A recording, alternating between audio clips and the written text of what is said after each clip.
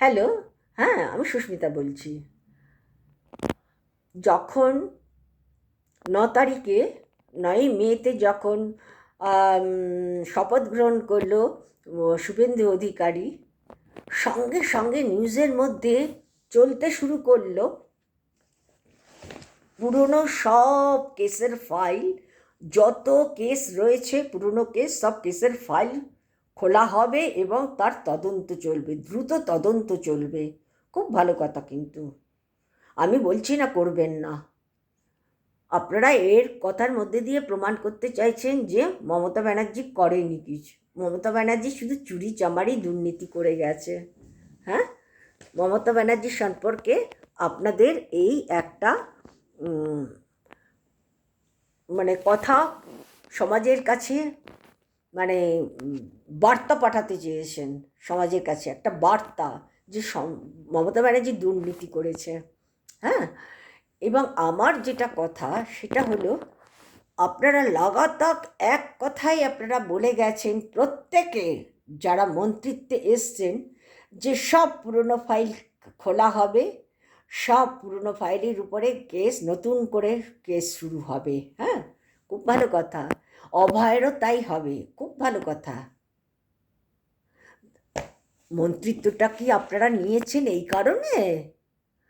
এইদিকে প্রধানমন্ত্রী তো সারা বিশ্বজুড়ে বলে বেড়াচ্ছি, আমি বদলা চাই না, বদল চাই।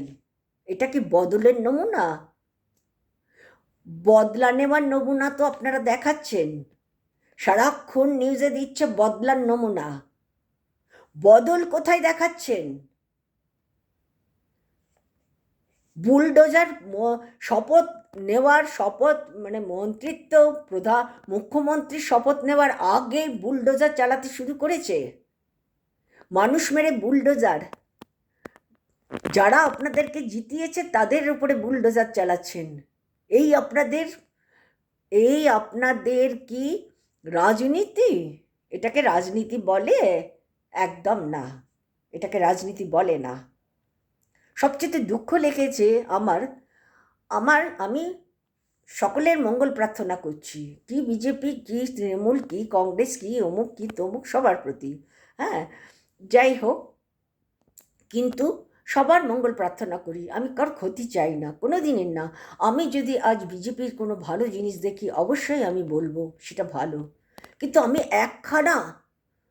একটা 1% আমি বলতে পারবো না আমি মানে কোনো ভালো জিনিস দেখেছি যেটা আমি প্রশংসা করব বিজেপির। হ্যাঁ, যেটা আমি প্রশংসা করব বিজেপির। আজ শুরুতে মন্ত্রিত্ব গ্রহণের, শুরুতে লাগাতার মন্ত্রিত্বের শপথ নেওয়ার শুরুর মধ্যে দিয়ে বলছি আমি এবারে শুরু করব সব পুরনো ফাইল বার করে।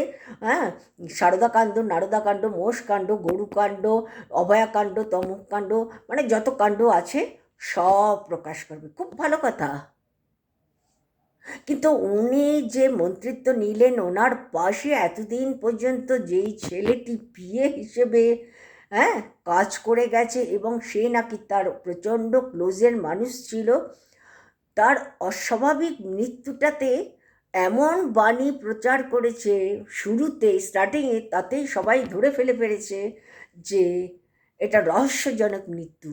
কিন্তু একবারের জন্য কি বলেছে এই কেসটা আমি লড়বো?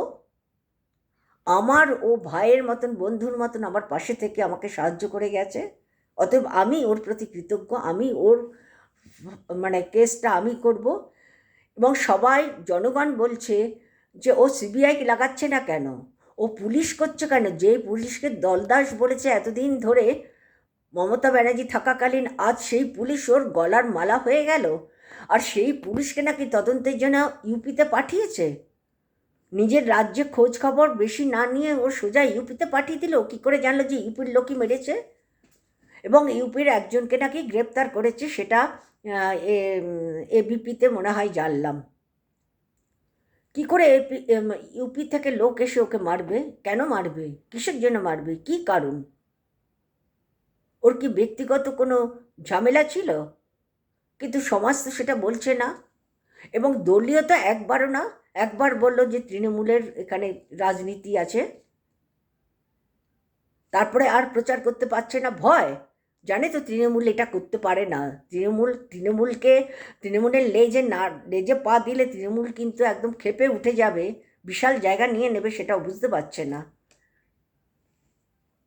আপনি আগে আপনার বিয়ের কেসটা নিয়ে সবার আগে প্রমাণ করুন, তদন্ত করুন, সবার আগে তদন্ত করুন, তারপরে সব ফাইল খুলবেন। হ্যাঁ, সব ফাইল খুলবেন, আপনিও খুলবেন, আপনার পুরনো প্রশাসনও খুলবে, সব ফাইলই খুলবে, সবার সব ফাইল খুলবেন আপনারা, কিচ্ছু বাদ দেবেন না, সব করুন। কিন্তু দুঃখের বিষয় কি জানেন, এক ফোঁটা উন্নয়নের কথা বললেননি নিউজে। খুব কষ্ট হয়েছে। মানুষগুলো কি পরিস্থিতির মধ্যে জীবন কাটাচ্ছে, অনিশ্চয়তার লাইফ করে দিয়েছেন। উন্নয়নের কথা এক ফোঁটাও না, একটা ফোঁটা না। তাও আমি মোবাইলে থেকে কালেক্ট করে আমি এগুলো পড়েছি, কিছু কিছু লিখেছে সেগুলো পড়েছি। সবার আগে ওই একই, ফাইল খুলে তদন্ত চলবে, প্রমাণ বার করবে। খুব ভালো কথা। এতদিন জমেছিল কেন? মমতা ব্যানার্জি জমিয়ে রেখেছিল? থোড়ি। মমতা ব্যানার্জি আটকে রেখেছিল? বিজেপি তো এসব করছে, তাহলে বিজেপি বন্ধ রেখেছিল কেন? বিজেপির পেছনেও তো গন্ধ রয়েছে। নিজের পেছনে গন্ধটা আগে দেখো, তারপরে তো আমি পরের পেছনে গন্ধ দেখব। নিজে যদি পাপ না করি অবশ্যই আমি হয়ে যাব। আমি মন্ত্রী বলে আমি কিন্তু ছাড়া পাবো না। হ্যাঁ, এখন আপনি ভাবছেন আবার বাবা রয়েছে, প্রধানমন্ত্রী বাবা রয়েছে বলেন, প্রধানমন্ত্রীকে তো বাবা বলে মেনেছেন। হ্যাঁ, প্রধানমন্ত্রী রয়েছে, আমার কিচ্ছু হবে না। কেজরিওয়ালের মতন আমাকে ফাঁদে ফেলবে না, আমি তো আর কিছু করিনি। সব হবে, ভগবানই দেবেন, কাউকে কিচ্ছু করতে হবে না আপনাদের জন্য। বিজেপি এমন একটা দল, তাকে জবাব দেবে শুধু ভগবান, আর কিচ্ছু না। এইটুকুনি জেনে রাখুন। ধর্মের নামে, ঈশ্বরের নামে এসব ভণ্ডামি করবেন না, বন্ধ করে রাখুন। ভগবান তাহলে পাশে থাকবে হয়তো। দেখুন জীবনটা কোথায় গিয়ে পৌঁছয়। রাজনীতির জায়গা তো খুব ভয়াবহ। ওকে, ভালো থাকবেন, সবাই ভালো থাকুন, সবার মঙ্গল প্রার্থনা করি।